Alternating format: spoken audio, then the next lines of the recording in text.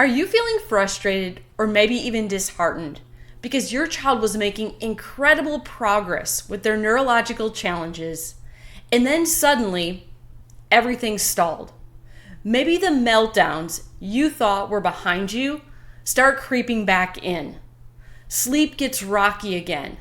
Their anxiety flares up out of nowhere and you're left wondering, what happened? Is the care plan not working anymore?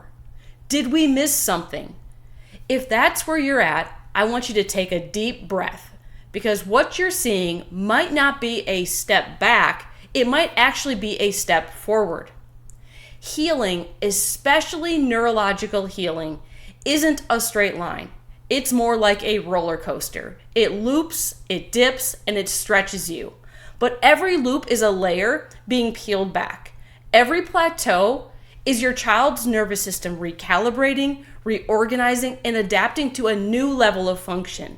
This message is for the parent in the thick of care for sensory challenges, ADHD, autism, anxiety, or developmental delays, and feeling a little stuck. Today I'm going to unpack what these plateaus really mean, why they happen, and how to move through them with more confidence and less uncertainty. Because if we can learn to spot these moments for what they really are, we can keep the momentum going, even when it doesn't look like it on the surface. In our office, we see this pattern all the time. Kids come in, they start care, and things take off. Better sleep, more calm, fewer meltdowns. And then out of nowhere, things slow down. And unless you know what's actually happening underneath the surface, that slowdown can feel really discouraging. But here's what the science tells us. True neurological healing is nonlinear. The brain doesn't just change once and call it done.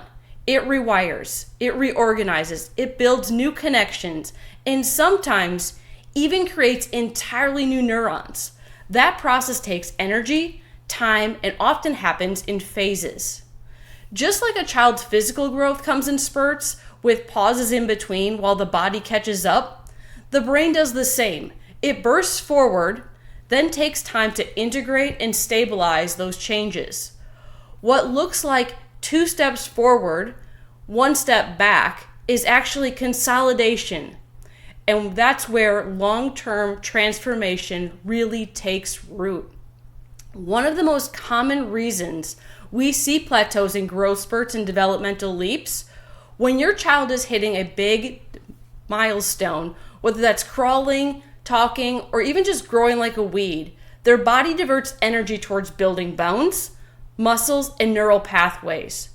During those seasons, things like moodiness, disrupted sleep, or a drop in skills can show up. But those slowdowns, they're actually signs that the nervous system is hard at work, integrating a new level of development. And every time it does, your child's capacity for regulation gets stronger. Now, another reason we see a plateau is when kids go through immune challenges. Those fevers, sniffles, and days where you're just trying to keep up. It's easy to think of illness as a derailment, but it's actually a coordinated response from the brain and the body. A fever, for example, activates the immune system and redirects the nervous system's focus. And while your child may seem extra tired or disconnected, behind the scenes, neurotrophic growth, the kind that builds stronger brain function, can be happening. That's why so often we'll see a breakthrough right after a child recovers. Then there are emotional or environmental stressors. Things like mold, pesticides, heavy metals, and household toxins may not be on your radar, but they're absolutely influencing your child's nervous system. Sensitive or dysregulated nervous systems have a harder time processing these exposures, which can trigger inflammation or neurological interference. So if it feels like progress suddenly hit a wall, it's worth taking a closer look at what might be taxing the system from the outside in. Now, emotional stress is another big one. So starting school, a move, changes in a caregiver's schedules, even fun things like vacations, can cause enough of a shift in routine to to put a child's nervous system into fight or flight mode. And for kids who already struggle with regulation, that stress hits harder and lingers longer. When that sympathetic shift happens, healing slows down. But that doesn't mean it's time to give up. It's a signal to give the nervous system more support, not less. And finally, let's talk about medication and therapy overload. Now, medications are often used to manage symptoms, not resolve the root cause.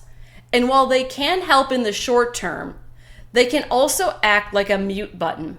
When we begin to restore communication between the brain and the body, it can feel like the system is waking up again. And yes, sometimes that means older patterns may briefly resurface. That's why we recommend focusing on nervous system regulation first. Once that's in place, you can add other therapies more intentionally, and they'll often work better as well. I know how hard it is when things seem to stall, especially after seeing real progress. But most of the time, these plateaus are just the nervous system responding to a new layer of stress, growth, or healing.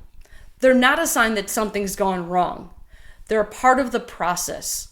So if you're in the season that feels stuck, hang in there. You're not doing anything wrong. You're doing the work of helping your child move through deep, lasting transformation, and that takes time, patience, and perspective. If you'd like to dive deeper into the science behind plateaus, or talk about how to navigate one in your child's care plan, click the link below or head to our bio. We're here to walk through it with you.